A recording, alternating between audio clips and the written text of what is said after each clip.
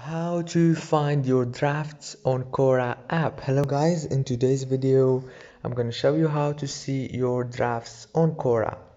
So first thing, go to the app of Quora. Now as you can see, this is the feed page right here. Now all what you have to do to see your drafts is by going to the top corner right here and click on your profile picture. Now after you click on your profile picture, you will find some options here, and here is the drafts option.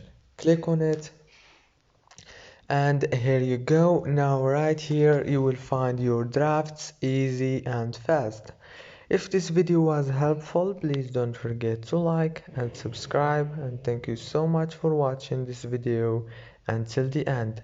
See you later.